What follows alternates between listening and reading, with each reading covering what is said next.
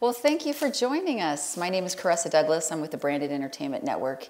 And before we get going, I personally would love to know from a room check, how many creatives are in the room with us, producers, creators? Nice.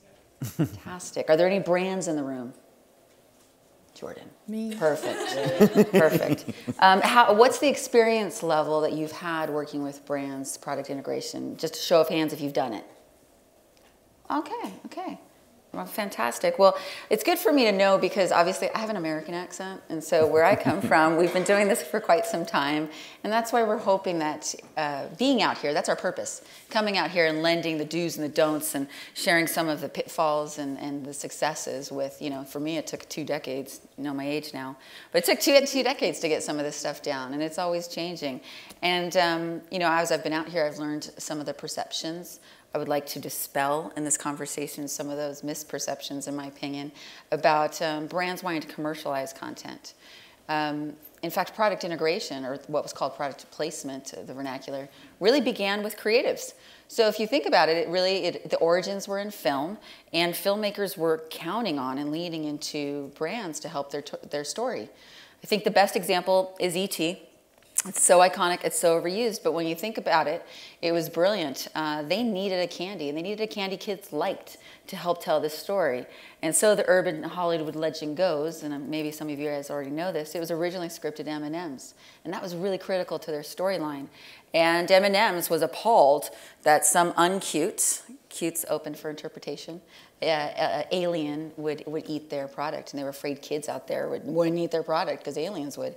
So they pass on it, right? And so Reese's takes over. The rest is history. I think that CMO was also the rest of history after that because they lost a ton. But, through the ages, you skip forward, if you see what I did there, with all this skip through technology, brands and creatives are really understanding the opportunities on both ends and the importance of how, on the creative side, you can work with a brand without compromising integrity, and a brand on the brand side can participate in that really emotional connection with entertainment. And it really can be successful and exciting for all. So today we have some really experienced talent and wisdom on this stage. I think we have about 100 years of experience collectively. Again, all their ages are known now. So really quickly, I'm going to introduce everyone, and then I'm going to ask if you guys can give a brief background, just again to lay the foundation of why we've asked you here and how much, they know a ton. And this isn't going to be super formal. We're going to hopefully give you guys a lot of information that you could take away and digest on it and think about if it's something that would work for you. So on my left, I have Jordan Passon. So we are also, if you notice, we are competing for the longest titles. So, we could do a bingo game, and every time you hear authentic or integration, you could do that too. But on my left is a colleague and a friend and someone I admire, and thank you for flying all the way out from Seattle, Microsoft land. We have Jordan Passon, Director of Product Placement and Branded Integration. We can clap. Or we should. Woo! Yeah. Also, another favorite human of mine, Ed Simpson. He's the EVP of Business Development and International at ITV America. Yeah. Dominic Burns. I think you have the longest. Is that what we decided? Yeah, I think so. I think Senior Vice President of Brand Management and Commercial at NBCUniversal International Studios. And a new favorite who we've already had so much time together back in LA and here at Soho House. It was a blast. Nothing outrageous happened. We have Connock, who is a branded content producer. He's got a lot of intelligence about how to create your own custom content together. And also, you're a lecturer, so you speak on this subject, and so you have some intel there in academic. Yes, wonderful. So Jordan, can you share just a brief background of how long you've been doing this and why, you think it's important, or your passion for the space? Sure. As you said, I work for Microsoft. I'm actually a 20-year veteran of Microsoft, which would mean that I was 12 when I started. That's right. And I've been intern program. My background is marketing and advertising, very traditional packaged goods marketing and advertising, and I transitioned into the product placement world about 7 years ago. But I also have a minor field of study in professional television watching. So I feel like I have the best job in the world because it just marries my passion for for my discipline with film and television. Right. That's why I do what I do. Awesome. Ed, you have an accent, so we're I have an not accent. an accent to them. I was doing the calculations now. I've spent more time in the US in TV than I have in the UK in TV by now quite a few years. But I originally started at RDF and the BBC here, and then moved to the US, and now work at ITV America, which amongst the 20 labels that we have, we're producing about 100 series of non-scripted television at any one time for around 42 different networks. So we're one of the larger non-scripted players in the US market. Yep. Dominic. So I work for NBCUniversal International Studios, which I think is both the longest title in terms of employer, as well as perhaps I've got the longest title in terms of, so I win double. I'm essentially, I suppose, the commercial director of that business. Again, I preferred a longer title. And I look after all the ways that we can build brands away from, our TV brands away from the television screen. So that, of course, includes working with advertisers and brands, but anything from live events, consumer products, any new revenue streams we can build. I've been at NBCU now for about 4 years, and before that I was 10 years at Fremantle Media, where I had a similar role in the UK. So I've been working in this space for a number of years, longer than I care to remember. There you go. Wonderful. Close it up here, Alex. Yeah, so I've always been in independent production, most recently at Endemol Shine. I've made a lot of branded content projects, both on the TV side, so for the global market with people like Diageo, also in the digital space, which is, I think, as we'll come on to, quite different in terms of the regulation. And I became such a geek in it that I then went and studied it quite a lot at Oxford and what have you, doing academic tests to see what people's tolerances were for different levels of brand integration and what have you. And it is a fascinating field. I think, as we'll find out, it's also one where there are no clear answers. Mm-hmm. Well, that's a great segue to my first question, because I'm still learning about these definitions. What has changed and since the regulations were lifted? Dominic, if we could start with you. You know, pre and post, is it complete deregulation, or is it just eased up on the rules that Ofcom is putting forward?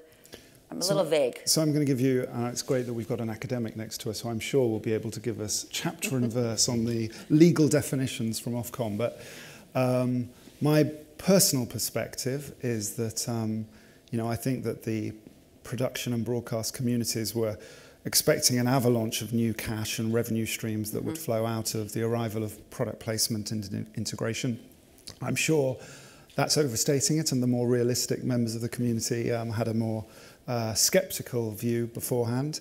But certainly, it was hoped that there would be big new revenue streams that would start to develop and grow. My understanding and perspective is that the retention of this sort of undue prominence regulation, which, one has to say we're fortunate to live in the UK and to be operated as we're operated in many respects, and the protection of the audience in terms of stopping the bombardment of commercial messaging, etc., etc. From that point of view, it's all positive. But I have been in meetings where, since the regulation changed, the reference to undue prominence has been, okay, so if you can notice it in the show, it's probably illegal. And that can be, of course, I'm starting with a few negatives, that can, of course, be a challenge for us in trying to sell the proposition of integration and brand placement, and certainly trying to generate incrementally significant revenues. I think also, totally for understandable reasons, different broadcasters have slightly different interpretations of the Ofcom rulings as well, which adds to that sort of challenging environment to work in. I think, again, understandably, and probably because that flood of cash hasn't followed, broadcasters and the community at large has been unable to justify a sort of currency for this across the board that we all can work to, and it's the definition that every brand, agency, and broadcaster knows to work, and producer indeed knows to work to, so that we can quantify the value of this placement. And I know that's a very difficult thing to do, and something that I'm sure we'll all talk about. But that's you know, the challenge that keeps coming back with every conversation is how does this equate back to the value of a 30-second spot in which I'm able to communicate the message I want to communicate, I'm able to compare it back to the campaign that I had last year in a really meaningful way, etc., etc. So all of us, having thrown a load of negatives at the wall, all of us, I think, are trying to... We learn more from those sometimes. When you have that really honest conversation and you throw it out there, I think we have a better dialogue. So the positives are, I mean, you know, on one of our shows at the moment, we're working on about 10 briefs, I would say, and 8 or 9 of those include the request for some form of integration. Now, most of those probably won't be fulfilled. The deal, God knows the deals won't be fulfilled, but the ability to integrate brands will probably not go ahead. But the very fact that the community is now demanding it almost as a matter of course from any greater relationship that they're trying to build around TV content is obviously a step forward. So, you know, and we've done significant things since the deregulation. There's absolutely no doubt about it. When I was at Fremantle, we did, and at NBCU, we've done 2 or 3 deals that would have been impossible beforehand.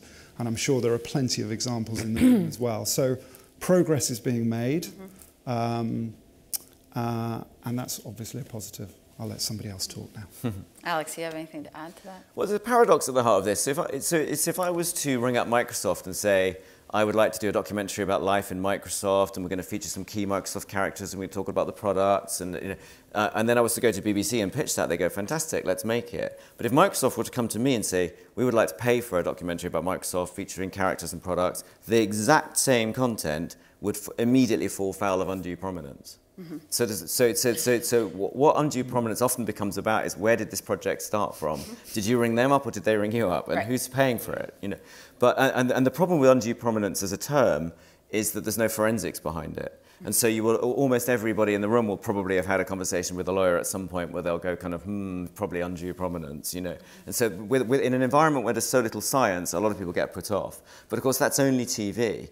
And we've kind of been having that conversation for the last decade. But now in digital, and that would include things like All 4, it's basically you can do anything. So the brands have kind of taken TV and just gone straight past it into digital, and actually they're putting most of their investment now into digital filmmaking of the kind that most of the people here would be doing. So whilst this is called the Edinburgh TV Festival, it's actually kind of the Edinburgh TV Making Festival. So for my vernacular translation over here, is digital streaming to you? Digital like OTT over the top? Yeah, it will be YouTube, Facebook, you know, branded content of all kinds. Like Netflix, Amazon? Yeah, that too. I mean, that's an interesting one regulation-wise. But basically, anything goes. Right. So exactly. But what you're talking about, I think, is what we really, all of us, believe on this stage, and that's why we are successful, is that we are producer creative centric. So when you share a philosophy that it always has to be entertaining and it has to start with the entertainment, I think that's when success is delivered. You know. Yeah.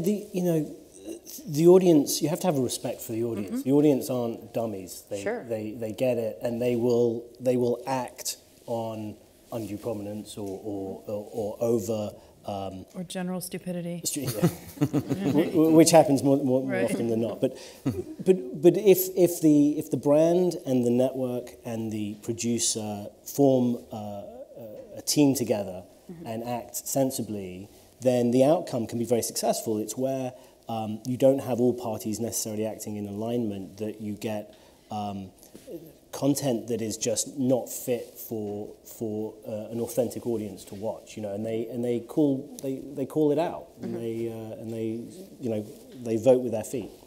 That word authentic is kind of the buzzword of the generation at the moment. Has bingo on that. And of course, the situation is that people live branded lives. I don't say I'm going to go for a coffee. I say I'm going to go to Costa or I'm going to go to Starbucks. So arguably, for content to be authentic, it has to have brands in it. Right. So, and if you can marry that to a product placement, then you're not actually creating any kind of juxtaposition. It should be a happy situation. Right, which is why, going back to those really successful platforms, you know, a lot of prolific actors and filmmakers are moving to streaming because they get the less script notes, or they and I know we're broadcasters here too, but you know they have you're somewhat held sometimes to advertising too and the big system. But if in the streaming platforms you have less script notes, so it's about the story. So again, it's about having relationships with the creative and understanding the story they're trying to do. And coming back to you, Jordan, when you started this program, you were up against a pretty big brand that was very entrenched in entertainment, Apple, and you had a challenge, and you came at it with a unique perspective that I hadn't seen, obviously, in a while, because it was pretty much I'm one of the community. Can you talk about it's not always about just integration? Yeah, it's your point. Apple has its roots in the creative community, as all of you creatives know. That's where the brand started, in the creative community. And so Microsoft was not terribly well known among the entertainment community. People know and love Apple products. It's what they're comfortable with. It's what they run their back offices on. It's what they place. They place what they know and love. And so we knew that we had we had to win over Hollywood kind of one by one. So it's an extremely relationship-driven, not scalable at all, one win at a time type of approach. And I think that's what you're kind of driving toward. Yeah. Which is very unique, but necessary, because nobody knows anything about Microsoft. There's billions of people around the world who use Windows. You'd be hard pressed to find 10 of them in a Starbucks in West Hollywood. Right. And so it's a constant education process. It's going out to sets. It's sharing products. It's helping people run their businesses. It's helping productions with all kinds of resources. We'll have directors and producers, content creators come to us and say, hey, I'm setting a movie 50 years in the future. What's 50 years in the future look like from a technology perspective? So that we'll bring them into Redmond, where our campus is, and we'll introduce them to the mad scientists that, you know, in the soundproof rooms, and help them create their stories. And that's how we've been able to slowly kind of win over the community. Ed, I'm coming over to you. So from your background, is it easier in certain genres to work with brands? You know, you've done pretty much across the spectrum. Yeah, I actually think it's pretty easy across all genres to work with brands if you're smart about how you're integrating them into the storylines. And again, going back to the authentic word without using it too often, is this a realistic, reasonable, you know, what's my gut check on using this brand? We have in the US about 100 productions at any one time in production, and about 25 of those, about 25%, are working with brands in a very significant way. We have 2 with Microsoft already. Yeah. We're relaunching Queer Eye for Netflix, and so Microsoft we're all very excited about that. Which is very exciting, and Microsoft is very heavily involved in that production. But I think it really comes down to, there's a dance that happens between the network, between the brand, and between the producer, all who have slightly different wants, needs, and desires. And quite often, you know, working with yourself and agencies, it's about finding the balance that makes this, you know, pass the gut check. Right. And that's what's important. So it's not just a slam dunk, give us a product, shove it, bang it in the show, and off we go. We have a responsibility to the audience. All of us have a responsibility to the audience, all parties, to put out something that feels right. Can I just add to that? My simplistic experience in this is that the sort of studio-based entertainment shows are obviously challenging for product integration for obvious reasons. So then it's about logo integration or brand integration in some sort of way, and that needs to be carefully done in the UK environment because of the aforementioned undue prominence rules, but it's not impossible and it's being done. You then got drama, which again, my experience to date, and I think this is going to change, is that the established business, and it's a mini industry, of prop placement in the UK which supplies and feeds into the production community. We've yet to get to that critical point where we can justify to, let's say, the automotive sector that they should not take their chances on spending a small amount to get their car into the show through prop placement versus the significant investment to guarantee that their car appears across a series. But I'm sure that's changing, and there are probably people in this room now who are in the process of changing that right now. But that's been my experience to date. So that leaves us with the real sweet spot, I think, so far has been reality. I mean, for obvious reasons that, you know, when you're dealing with real life and product can be shown, is obviously a part of real life, it can be integrated that much more naturally. So that's been where we've had the best sense. And from the programs you just described, it feels like that's where... Yeah, it is. I mean, America's got a terrible reputation for creating forced reality, for want of a better word. And as soon as you put a brand in there as well, that can over-egg the situation when you're not using actors who you can tell to go say, I love driving Ford, then, you know, it actually makes it harder to subtly produce it. But to your point around selling to brands, it feels to me that what we're seeing now that brands want to be even more connected with the content and the association that has. And it feels to me that we shouldn't just be thinking about asking brands to pay to have a guaranteed visual or a guaranteed mention in a show. We should be talking to brands about how one brand and one content can help drive the other, and not just within the show, but outside of the show. What digital extensions can we be creating? What, you know, can we take the talent and can we go do, you know, meet and greets and build an experience that then sort of hits the notes of each of the brands that we're putting together. And TV shows are brands, right? That's what we're all doing, is creating brands around stories. Yeah, the custom content you're talking about, I think, is really interesting for brands. It affords, the current landscape affords them this ability versus in past years, it would be this big above-the-line spend with a big promotion and a media campaign. This is going to be for Jordan and Alex to talk about custom content.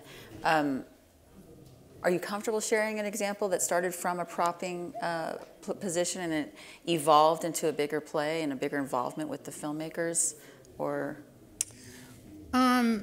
where you expanded upon a partnership that started as an integration? Well, I'll tell you a story about Shonda Rhimes. Perfect. So, and this gets back to the authenticity buzzword, but it really is meaningful. I was lucky enough to be in a room with her about 6 years ago. And I met her and I was demoing some Microsoft Surface products, which were very new at the time. And I said to her, in all deference and with all due respect, lady, I am a huge fan of Grey's Anatomy. I've never missed an episode in 10 years. I don't understand how a hospital that's supposed to be like on the bleeding edge of all things medical and surgical can have doctors running around the hospital with 3-ring binders. And she said, maybe you're right. What should I do about that? And I'm like, I've got an idea. And so now every doctor and every surgeon in Grey's, I don't know if you've noticed it or not, carries a Microsoft Surface tablet. And they have for what, six years or something? And so that really started the path with her on Scandal and on How to Get Away with Murder and some of her other shows that aren't here anymore, and some of the future opportunities that she's working on. Everybody saw the announcement. Yeah, I mean, I think that I love that as a brand you're giving a firsthand validation of long-term relationships. You know, it's nice to, what we're talking about is trust. So it's always nice to know who your partner is, and it's okay to say no. It's okay when you have that friendship to say, I really don't dig this project. It's not right for us, but how about the next one, you know? So thank you for sharing that. Sure. Alex, you do a lot. This is your specialty, working with extending integrations or extending campaigns digitally and really blowing it out. What do you feel about? Well, there's two things really. First one is that if you'd come to Edinburgh a few years ago, I think there was this perception that there was this angry horde of brands outside the building trying to force their way in to impose egregious product placement on everybody. We felt a little of that. Yeah, and actually that was never true and still isn't true. And actually I think brands are very sensitive, and most of them, and quite aware that less is more. And a good example is a campaign that we made with Purdy's. And actually it wasn't on TV, it was on Facebook. But it was a film with Idris Elba, 3.5 minutes long, which is long for a Facebook film, and in which Idris asked the question, what would you like to be when you grow up? But he asked it to a bunch of grown-ups. And they all said, oh, I want to be a hot air balloon pilot, I want to be a drummer, or whatever it was. But these were people who were 50, 60 years old. And then one of them wanted to be a football coach, and so the closing act of it was him getting this lady an opportunity to be a football coach. But what was fascinating was the fabulous engagement that we got. So we got kind of 150,000 comments, and we got 2,000 comments on a particular comment, and all these people saying, oh, this reminds me of my own life, and so forth, like that. And Purdy's very sensitively barely put their product into that film. And by sort of, if you like, subtly playing a role in the film and just having the drink on the table, they actually probably achieved a lot more brand equity enhancement than they would have done had they rammed their brand home, you know, with a kind of stuck-on logo everywhere. And so I think, going back to my point about Edinburgh, I think it's taken a while for the TV community to realize that the brands are not an enemy at all. They're actually quite a sensitive participant who spends their lives studying brand placement and how it should be done, and they're not foolish. Thank you. We're not foolish. That's good. But do you feel, so I've been, you know, talking to a lot of producers out here in my time, and do you think it's as a result of conditioning of, you know, the type of dramas and content that... I think it's just, there's always been a church and state thing between the commercial side of British TV and the editorial side, and that was actually institutionalized in the way ITV was run, the big commercial network here.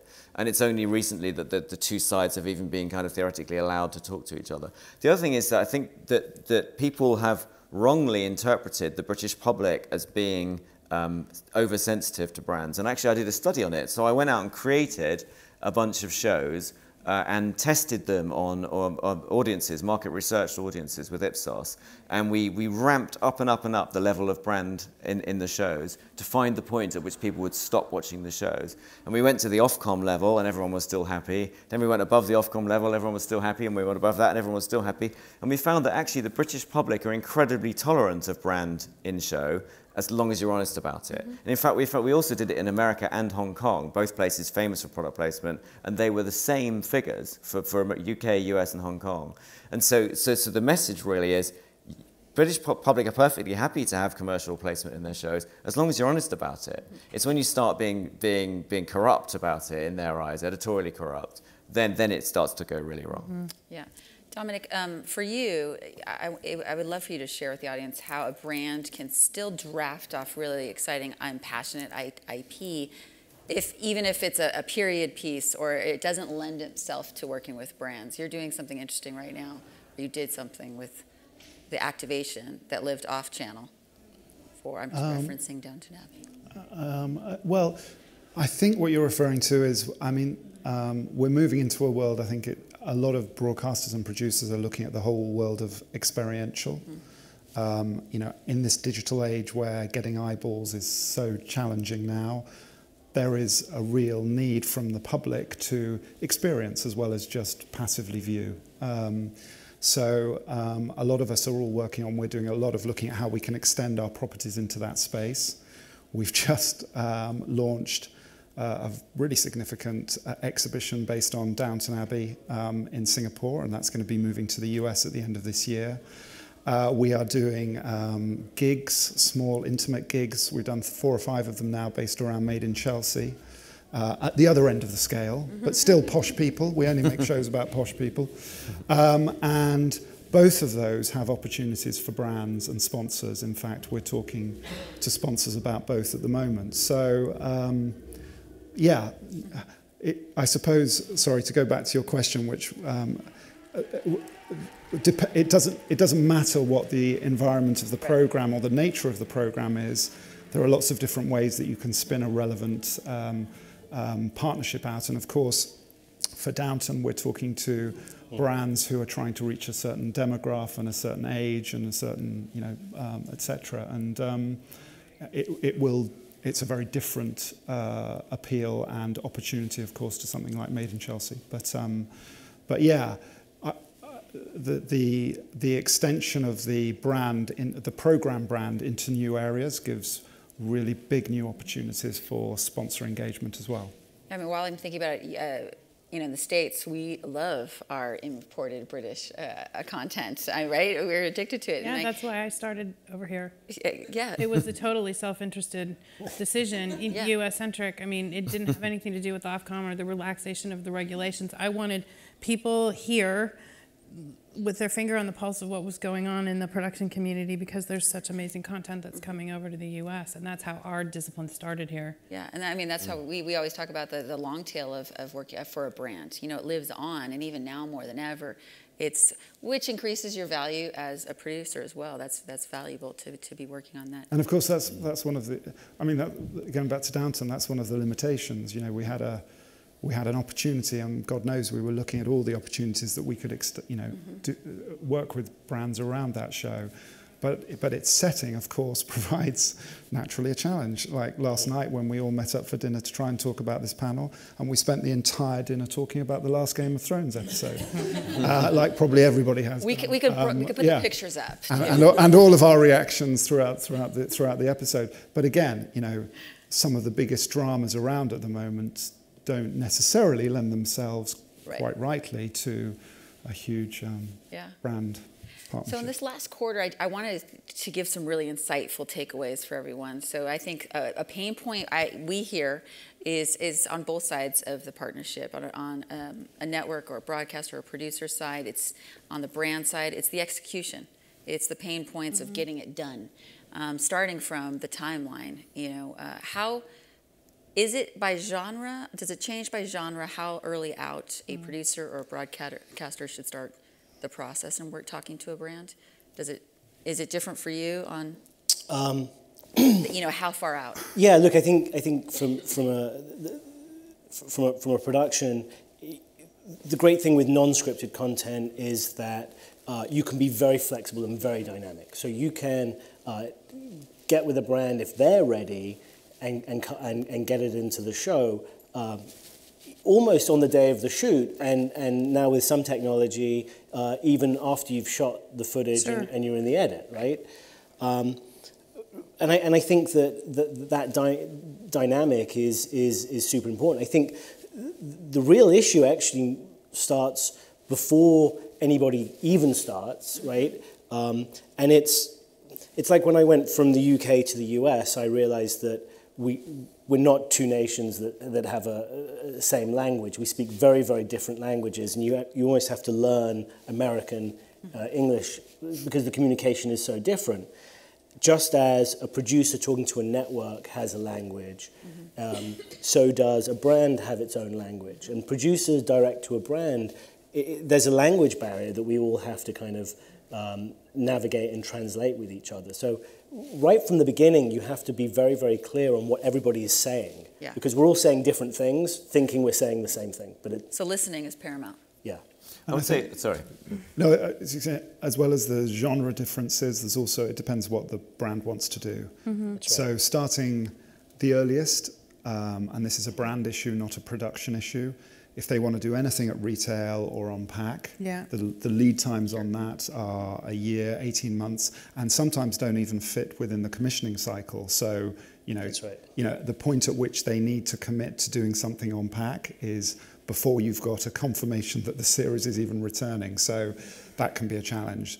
Then, if you want to get product into the show, you need to be working to within the pre-production phase. And if you want to involve cast in any way formally, of course, you will need to allow for the timelines for that process to work, or talent.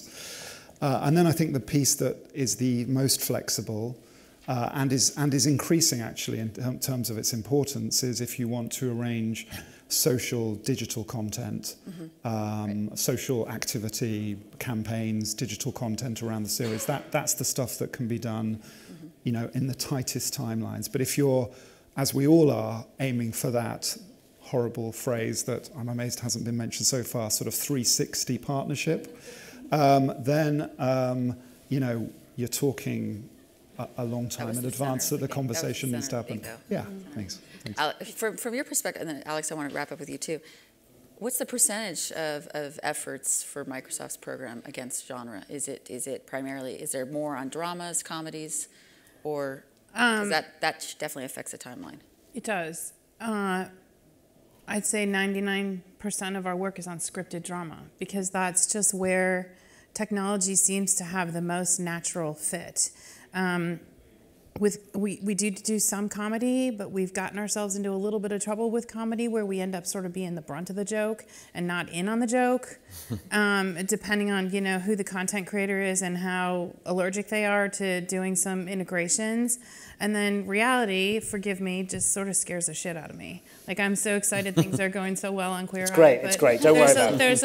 There's a lot more opportunity for especially if it's real live reality, that's a huge risk is for a technology fail in a very public way. So there is a leap of faith brands have to take with non-scripted. And I will say about this whole what's the right timing, what's not the right timing from just a slightly counterpoint perspective, early is not always better for a brand. I've been asked to make commitments for things that are 3 fiscal years before I actually have to pay for them. So I don't even know if I'm going to be in the same job. I don't even know if we're going to be in the same business. That happened to us on Batman versus Superman. I know it's a film example, but the Nokia team, which was acquired by Microsoft, had actually done a big deal on Batman versus Superman that I ended up acquiring. Cut to 3 years later, the film is released, the phone doesn't exist anymore. And by the way, the whole business doesn't exist anymore. We've scrapped the entire, we don't have phones anymore. I'm rocking an iPhone. So early's not always, doesn't always work out from a brand's perspective. I think in the UK environment, it's actually the case that the broadcasters are much more amenable to the idea of a brand-funded program than they would have been a couple of years ago. That would be particularly true in my experience in the multi-channel space, but it's even true in the case of sort of Channel 4 and what have you. But there's definitely a sequencing arrangement that you have to go through and you have to get right. So I've been in part of dozens, probably more than scores of conversations where the brand and the producer have gone, hey, wouldn't it be great to do this show about the farming and it could be sponsored by Flora Margarine or someone with a kind of relevant but tangential relationship to it of the kind that wouldn't fall foul of undue prominence. And then we've both kind of skipped into the broadcaster, happy with each other's, the sort of marriage that we've consummated. And then the broadcaster just gone, well, basically, no. Don't want it, And often you felt that it was almost like churlish that they hadn't been part of the project from its inception.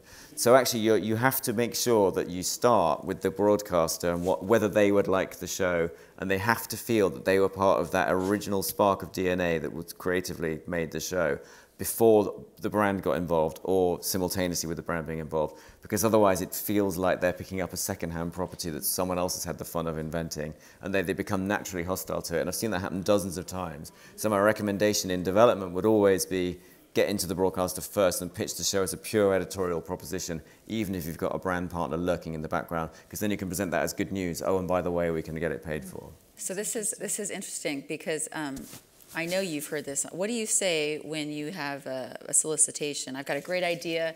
I just need half of the financing. So if Microsoft can commit to half the financing, it's interesting because it goes totally opposite way in the U.S. where producers and content creators will come to brands, pitch stories, and then ask them to pay, underwrite the entire cost of the production.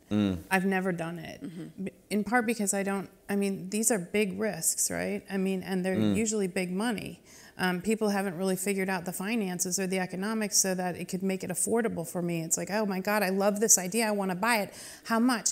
Well, we're going to do 12 episodes, $1 million a piece, 3 seasons, and that's my budget blown on one project. So until the economics get smarter, I can't do it. Even worse than that, in that situation, if you fully funded it and then you turn up at the broadcaster and say, let's put this on, the broadcaster's ad sales department are going to go, oh, so you're kind of getting free advertising on our network, right? So you have to pay us for that as well. Right. So they sometimes want to be paid both. Right. Well, we do that too. Yeah, it's tricky. Through the media buys. So, but in the UK, I think it's certainly true that in the multi-channel space, you can make the economics work on those kind of lower sort of per show fees of about 25,000 a half hour or 30, 40,000 a half hour. That's kind of possible for a brand. In terms, I think whoever it was mentioning media metrics, kind of equating things to 30-second ad spots. In the UK market, that's just about possible on those numbers. When you start to get into the £200,000-300,000 figures, you can never make the media value work for the brand. And so it becomes quite difficult. I think that's probably why the most successful people in this space in the UK have been people like UK TV, who have a specialist in the field who are able to do those brand-funded shows quite regularly on cable. So I have time for one more question before we throw it to the audience, see if they have questions. So I'm going to end it on this, because I was recently asked this, and I thought it was interesting. If you could give yourself advice on the very first day of starting in this field, in this job, what would that advice be? You want to start? You want to down start? the road? I think I didn't realize how agile I was going to have to be in working with productions. The pace of production is completely different than the pace of Microsoft or the pace of business. In some cases, it is so freaking slow, right? When it's like a FX-driven movie or something, like I talked about before, our business has been reinvented 6 times over by the time a film gets released. In television, it's 24 episodes, 24 hours a season. It's incredibly fast-paced. Things change on a dime. You kind of have to be ready for anything. That's why I love working with you guys so much, because you just get it done. And I just, this whole idea of agility and kind of being the easiest partner in the world for a production to work with is something that I've had to learn over time. Mm-hmm. Good. I like that answer. I think learn to juggle is probably the most apt thing. No, I think you have to be the driving force that pushes this through, and you have to understand that there are different partners who speak different languages, who want different things, and you have to be the one that can pull all of that together and be the driving force that aligns it and pushes it forwards. That ambassador. Mm-hmm. Yeah. You stole my one. Well, you are matching in outfits. Exactly. Yeah. I was going to say, just to add to that, the number of stakeholders that you have to deal with is extraordinary in terms of, on the even internally, the producers, the creators, the legal teams, et cetera, et cetera. Then, of course, on the broadcast side, commissioning, compliance, commercial. The 3 C's, and then there's cast, and of course, sorry, I haven't even mentioned the most important of all in terms of the advertiser, any agencies that are involved, et cetera, et cetera. And I suppose perhaps starting out, I would say don't do something different, but don't aim to. As much as you will try to keep everybody happy, you probably won't, but make sure that everybody is aware what's going on, is communicated to, and that's about as much as you can hope for. And have a plan. Have a plan. A single plan that everybody knows, that everybody can work from and feeds back from, particularly when you're building these sort of tiered packages of partnerships. Just to feed off of that as well, I think it's really important that as the producer that you take responsibility for the show, and with respects to the brand, don't allow the brand to dictate what the brand message must be or how things would be. You're the expert in the content creation. Do your job on that front, and be the one that gut checks that says, actually, no, this doesn't work, and stand up for that. I agree. And manage expectations accordingly. Yeah. There's a lot of advice from these guys. Alex, you're going to round us out with something so prolific. Very quick. So I think my advice to producers would be go brand direct rather than via advertising agencies. So all over London, all the time, advertising agencies are sending briefs out to producers to say, send me some ideas because we're going to pitch to the brand. And usually it's a complete waste of time. And in fact, even worse than that, the advertising agencies hate the producers because they have the fear that the producers will get a direct relationship with the brand and steal their money. And then you just discover you're part of a pitch for the brand. Exactly. So don't even bother with advertising agencies. Only talk to lovely people like Microsoft direct. And you'll find that you'll have fewer meetings, but you'll have a much higher hit rate. That's good advice. How many, are there any ad agencies in the room? Media agencies? Okay, good. No, they're afraid to. They Yeah, they will left. tell. They Well, left for Russell. interestingly, media agencies as distinct from advertising agencies, media buyers are actually good to talk to because they buy the media. They have money, yeah. But it's the creative ad agencies who see people like you as the enemy. I think probably correctly, actually. Well, there you go. Are there any enemies in the audience that want to ask a question, or allies? Questions? You were the first up there in the back. Hello, my name's Julie Craig. I run a film office. We have a tiny budget compared to the sort of stuff you do, but I see it as really kind of product placement of our region. And I have been finding that, as you say, rather than going to ad agencies, we've recently, for example, had Jaguar doing the dull v boring thing, because we've got a place in Perthshire called Dull. And there's a place in Oregon called Boring, and they're twins, so they obviously took Jaguar to both those places to say, neither dull nor boring. But I just wondered if you've got any advice. I mean, I don't know if you ever are approached by or have had encounters with people who are doing placement, if you like, as which is kind of on a sort of similar to product placement. Travel. We I'll just quickly answer that. We have a show in the UK called Porn Stars on History Channel. It's been very successful, and we did a localized version here in the UK up in Cheshire, and we filmed 2 seasons of it there, and then it didn't come back after that, but we got a phone call sometime thereafter saying, oh, we're from the local film office and we can get you tax incentives and we can do all of these sorts of things. And it was sort of, by then it was too late.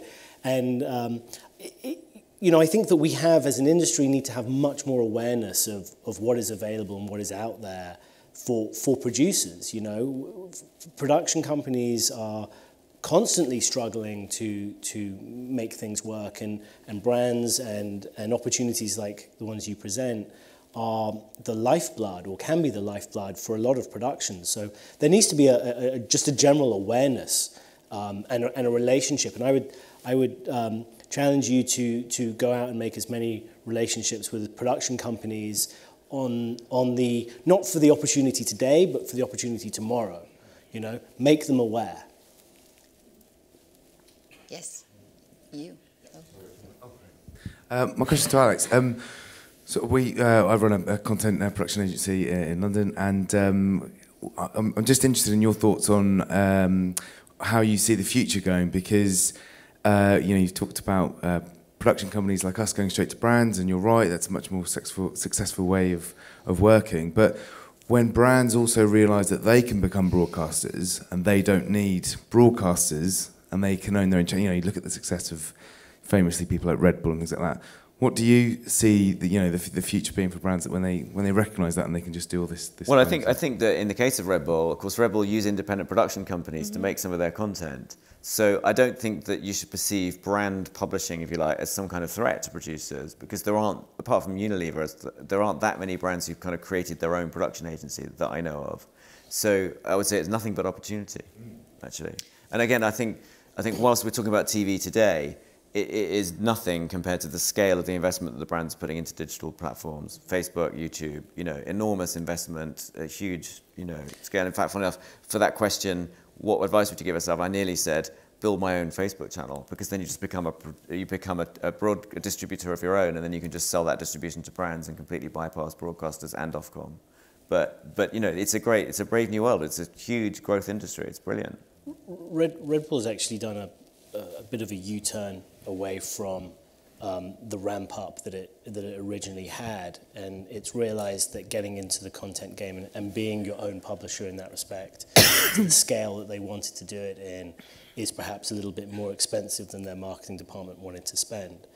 So whilst there is that example, to Alex's point, they're less of a threat. It's expensive, and we realize that we don't have the expertise, right? We're storytellers in our own way, but not like you guys are. And Microsoft had an epic fail with trying to build a studio.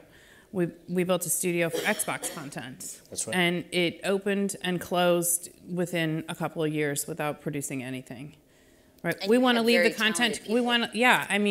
We had ex-network executives and talented producers, and man, it's just Let's leave the content creation to the content creation experts and do our No, thing. there's one back there behind Sorry. you first, and then we'll get you to. Yeah. Hi, I'm Rob Ramsey, Partnership Leader at Channel 4. I think there's been a lot of conversations about linear TV and digital, and they seem to be mutually exclusive in the way we're talking about it. One of the things that we've realised, particularly over the last 3-4 years, is the way to give value back to clients is to amortise the cost of the big linear show, the big capital cost, through digital. Now, they're different skill sets, creating a linear show and digital assets that work and go viral. So, as producers, how are you guys gearing up to be as agile in a digital distribution and digital creation and actually then starts paying back for the clients? I've done a few projects like that. So I did one with Diageo where we created a TV show for about 100 countries and then about 100 digital assets of various kinds. And that did achieve those economics quite well, actually.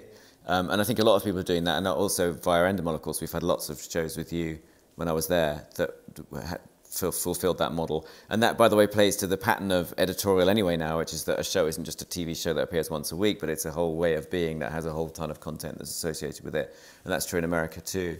So I think the interesting thing is that there isn't one paradigm to how to make this all work. There's many, many, many platforms and many, many ways to do it. But the basic truth is that brands are more engaged than ever in content and have more money than ever devoted to content because they don't want to just be in spot advertising anymore. I'm sure if you said to the CMO of Microsoft, do you just want to do TV ads? They go, no, that's ridiculous. We need to be in content. And I'm sure that's what Channel 4 are experiencing too. We're way over on time, but I know you had a question. This is our last one. There you go, to your left. Oh, there you go. Kevin Ligo just announced that the ITV are 8% down on ad sales in the last 6 months, which I think is fascinating. Do you think that's going to lead a way? Sorry, I'm Debbie Lee from Good Life Films. We're a specialist branded content company, long form TV and digital. And do you think that's going to lead the way to a lot more lobbying on changing the regulation? Because I know it's a long question and we probably haven't got time to say it, so a nod might be good. I mean, they're not It's a great question. Keep going. Question. And just and also the other huge challenge is when you're going to a commercial channel, who you're dealing with. You know, we have that problem. Are you dealing with a commissioner? You're dealing with the ad sales. And as you quite rightly said, UK TV, Sally Quick, the only AFP commissioner in the country. So is that going to change? More commercial TV is going to take on specialists, AFP commissioners, and understand the regulations involved. If I can go back to the beginning of the question, I don't think the first question I think was, do you think that will the drop in advertising revenue will lead to calls for the deregulation to go further? I doubt it, because I think it's more of a macro issue and a television against other media issue, as well as the broader economic condition of the country and the world at the moment that has led to that. What was the second part of the question? And then. But I am certain, and I think there are already signs of this, that all of the broadcasters are going to be more flexible moving forward in terms of how programs are funded, and how they look at engaging advertisers in a slightly different way. And we're also seeing the rise of the sort of Group M entertainment model in terms of another funding mechanism for programming as well. Very different to what we're talking about today, but I think we will see increasing flexibility from all of the broadcasters in terms of how programs get funded, but I don't think you'll see a massive knee-jerk reaction in terms of deregulation as a result of lower revenues, particularly given the current economic environment. That would be my... Yeah. I also think you've had significant growth in advertising over the last 10 years or 5 years at least, so that didn't push the dial the opposite direction. So yes, there may well be a decrease in advertising by 8%, but it may well go up again once we've figured out what we're doing with the rest of Europe. In the US, however, which I think that we've seen, I believe in many ways the UK is far in advance of the US in the TV market. But within viewing habits, I believe the UK is trailing the US, and we have seen the decline in advertising, the declining viewership, the shift from linear to digital, the shift, the sort of the explosion of viewing habits that sort of rocked our world. And the networks have gone through a series of putting their hands under their feet, bums and not doing anything, and then what should we do, and then panicking. And now we are seeing secular monumental shifts within the networks about how they deal with brands, content, and advertising. And 2 years ago, if I walked into a network and said, here's a branded content, I guarantee the ad sales department would go, no way, it doesn't hit my bonus, you're not having it, right? Now I walk in with Microsoft and $2 million, it's amazing. I get a cup of tea, I get biscuits. It's fully welcomed in, and weirdly those guys that were worried about their bonuses are now worried about their jobs, if they don't bring it in, and that's a huge shift in the mental attitude, and I think that we will probably see that as the market softens here, and as viewing habits disintegrate and sort of shift out and spread out. Our world is not going away, it's getting bigger, but it's just being realigned. And so we have to ultimately realign with it. So we're way over, and I appreciate everyone staying and all the great questions, and I appreciate not being kicked out. So I think there was really great information that you all shared. Thank you so much. Can we clap louder than them? Exactly. Let's try. Alex, yes. Dominic.